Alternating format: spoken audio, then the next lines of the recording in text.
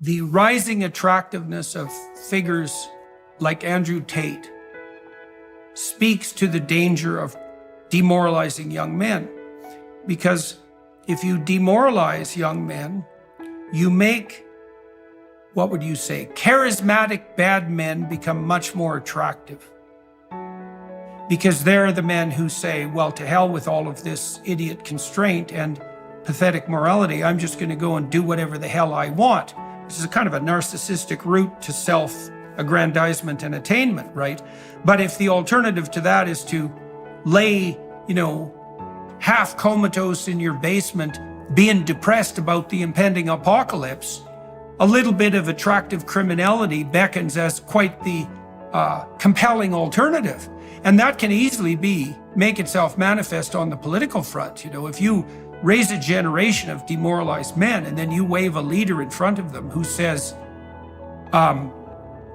some forthright, self-aggrandizing, semi-criminal behavior would be in your best interest, the probability that they're going to find that attractive, that kind of, that's a good route to a kind of fascist populism, let's say. The probability that people are going to find that attractive is extremely high.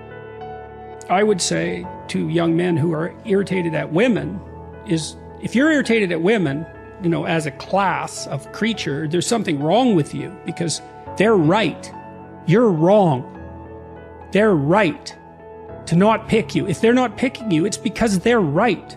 I know that's a terrible thing to say, and I know perfectly well. It wasn't like I was particularly successful with girls when I was young.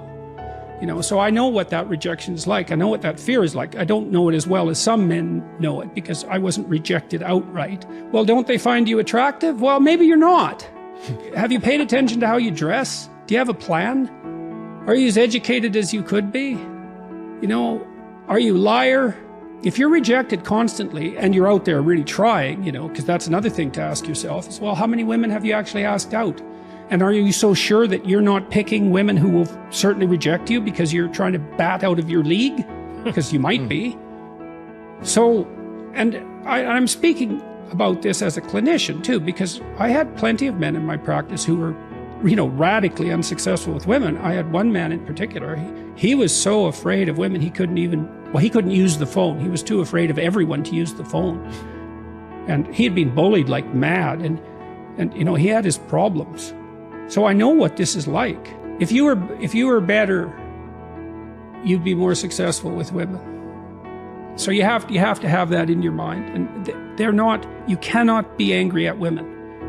It's stupid. Women, it's like women being angry at men. It's a sign of psychological trouble. That's why people like Andrew Tate are so popular. And I'm not saying that in an entirely dismissive manner, but there's a huge danger there. What do women look for? Depends on the wisdom of the woman, obviously.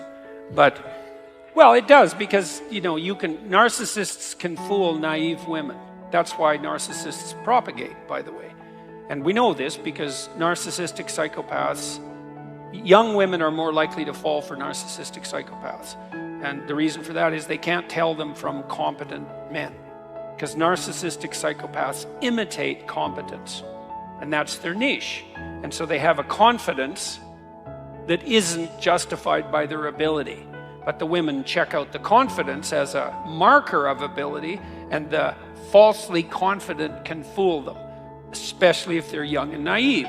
So let's say you're not going to be a narcissistic psychopath, which is often what those manosphere dating sites teach you, is wear an expensive watch and peacock a bit. And to peacock is to wear some item of clothing that's, a little bit out of the ordinary, something a little bit more colorful than might be generally the case, so that you look like you're confident enough to pull that off with panache. But mostly it's just training in a kind of deceptive narcissism.